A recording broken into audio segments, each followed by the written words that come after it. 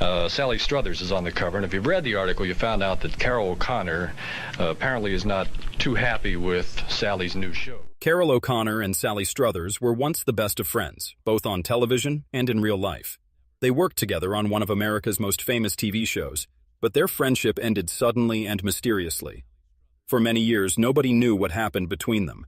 Then, when O'Connor was 74 years old, he finally told the world the truth about what went wrong. When All in the Family first appeared on television in 1971, few people expected it would become such an important show. The main character was Archie Bunker, a gruff and opinionated man played by Carroll O'Connor. His passionate and strong-willed daughter, Gloria, was played by Sally Struthers.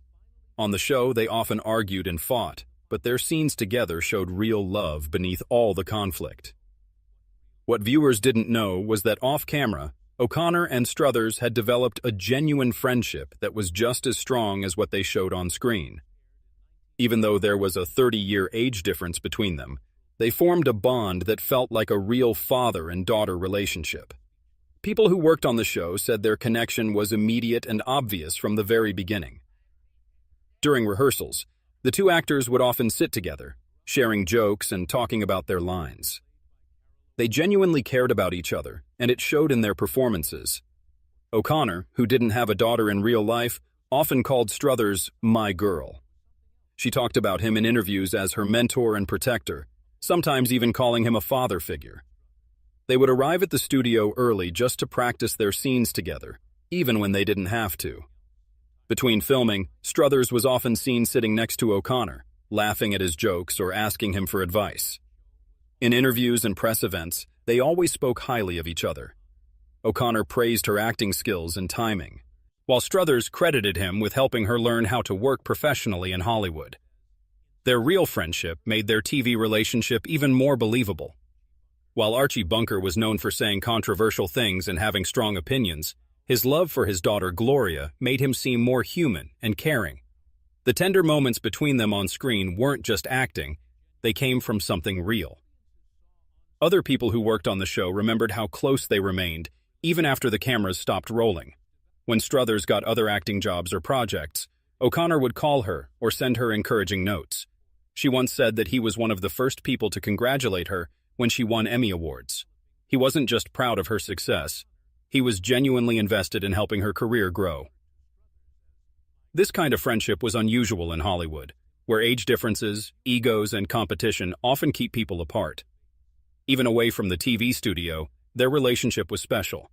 They would go to red carpet events together, speak at award ceremonies for each other, and appear on talk shows side by side. When asked about her friendship with Carroll, Struthers once said, "He was more than just someone I worked with. He was my family. He made me feel safe in a world that rarely does." Everyone who knew them thought their friendship was built on respect, loyalty, and genuine love. Fans loved watching their relationship, and most people assumed they would stay friends for the rest of their lives. But as time went on, small cracks began to appear in their friendship. At first, the changes were so subtle that most people didn't notice anything was wrong. But something important had shifted between them, and that shift would eventually destroy their relationship completely. As All in the Family continued for several seasons, the energy between Carroll O'Connor and Sally Struthers began to change. On the surface, everything still looked normal. They continued to perform their scenes well and smile during interviews, but people who worked closely with them started to notice that something felt different. The problems began with small disagreements during rehearsals.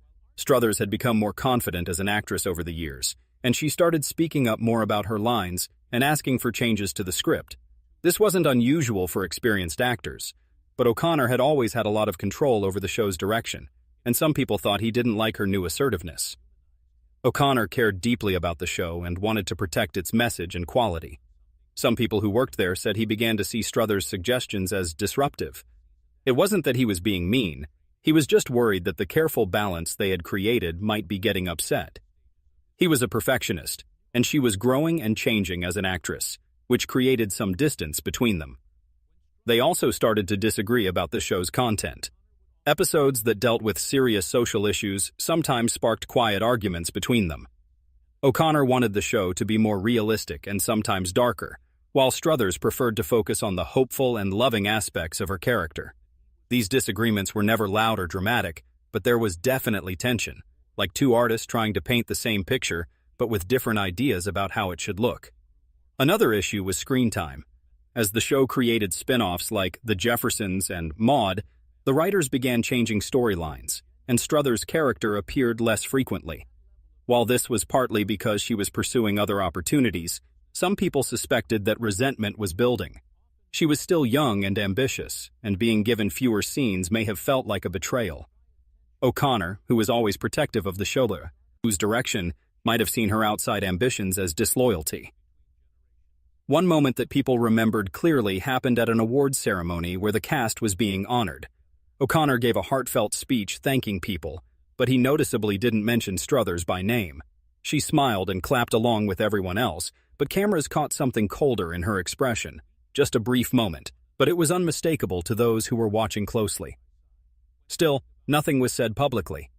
There were no open fights or dramatic interviews, but people who worked on the show could feel that something was wrong. The magnetic friendship that had once been so obvious was slowly falling apart, and unfortunately, this was happening just as O'Connor's personal life was about to be hit by tragedy. In 1995, Carroll O'Connor's world was shattered when his only son, Hugh O'Connor, died by suicide after struggling with drug addiction. The news shocked everyone in Hollywood, but for O'Connor, it wasn't just a personal loss. It became a mission that would consume his life for years to come.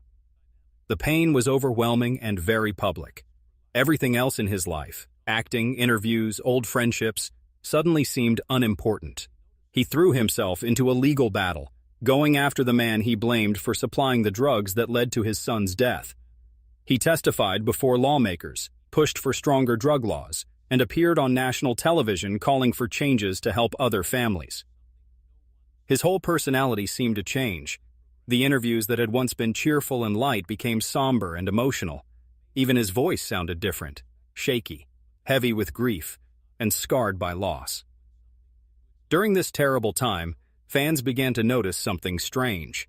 As tributes and messages of support poured in from all over the entertainment industry, one voice was notably missing: Sally Struthers. She made no public statement, gave no interviews, and didn't appear by his side during his darkest hour. People started asking why the woman who had once called him her second father was nowhere to be found. Some people close to O'Connor suggested that he felt abandoned by her silence. Whether Struthers stayed quiet out of respect, fear of saying the wrong thing, or because they had already grown apart emotionally, it clearly hurt him deeply. He had lost his son, and in the months that followed, it seemed like he had lost her too. Later, at a memorial service for Hugh, almost every cast member from All in the Family showed up to support O'Connor, but Struthers wasn't there. Her absence wasn't just noticed, it became a topic of conversation. Some people said she had sent a private letter, while others insisted she had been asked not to come. But whatever the truth was, O'Connor's expression during the ceremony showed both grief and disappointment. In interviews around this time, he became more withdrawn and guarded when talking about his former co-stars. The warmth he had once shown when asked about Struthers was completely gone. Instead, he would simply nod and change the subject, never sharing memories or elaborating on their past friendship. For someone who used to light up when her name was mentioned, the change was impossible to ignore. Some people thought that losing his son had hardened O'Connor and made him shut people out. Others believed the emotional distance between him and Struthers had been growing for a while, but the tragedy had made it permanent. The grief had built a wall between them that neither seemed willing or able to tear down.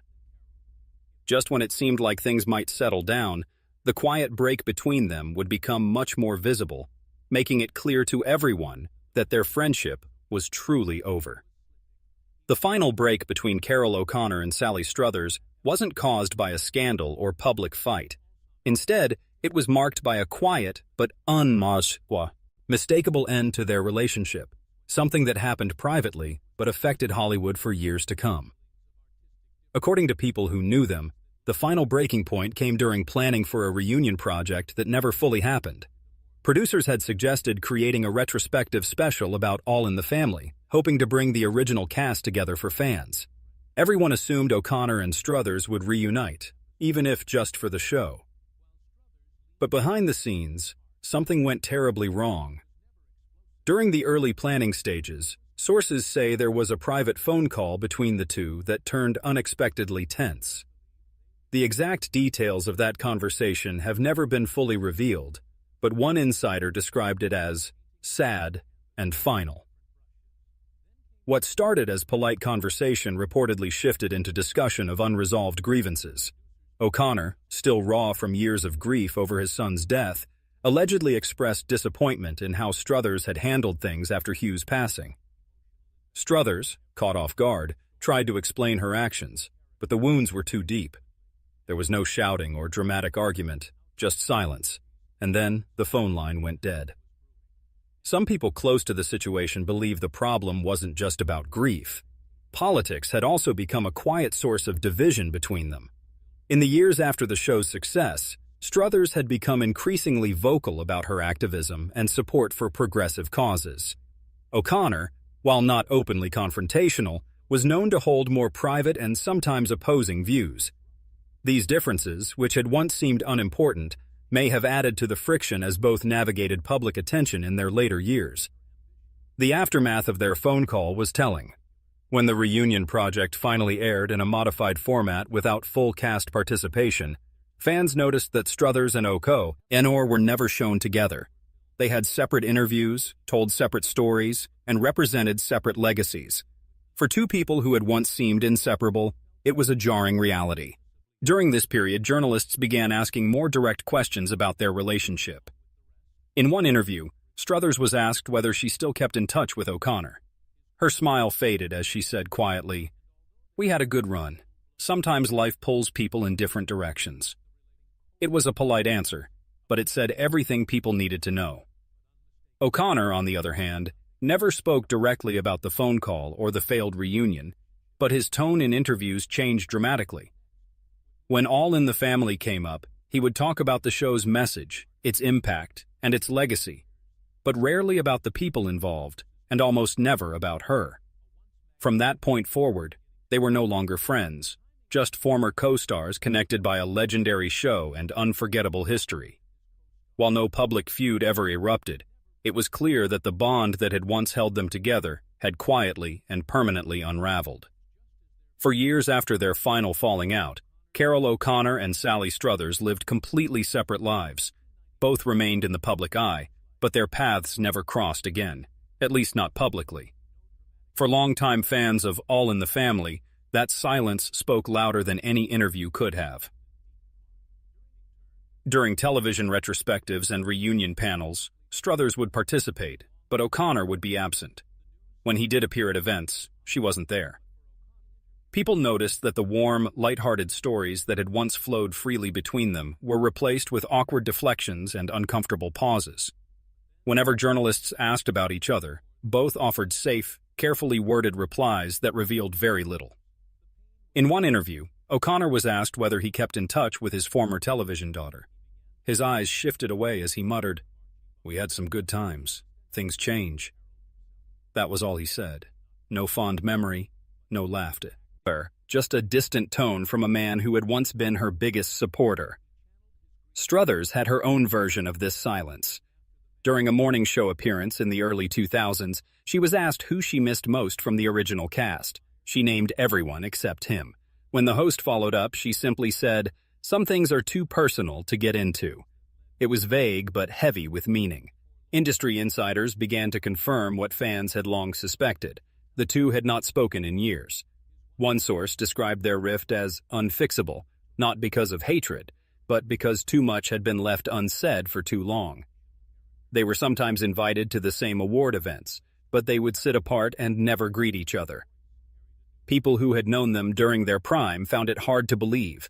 These were two people who had once finished each other's sentences, and now they passed each other like strangers. As O'Connor's health began to decline, some people thought Struthers might reach out to him. She didn't. Whether it was pride, regret, or unresolved pain, she stayed quiet.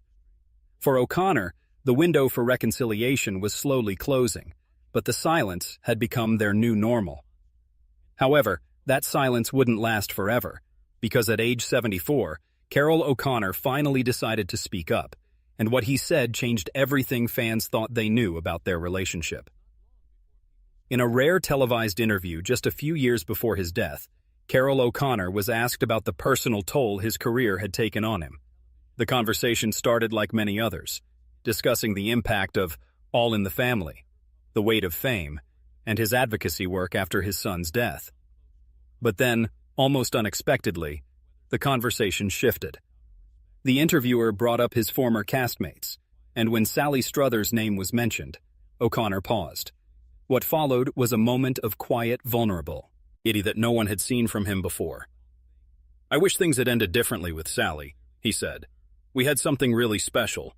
Then life got in the way." It was the first time he had publicly acknowledged the break in their relationship. There were no rehearsed lines or careful redirections, just a statement that felt raw and honest. He didn't go into specific details, but the pain was obvious. He hinted that grief had made him distant and harder to reach. "When my son died, I changed," he said.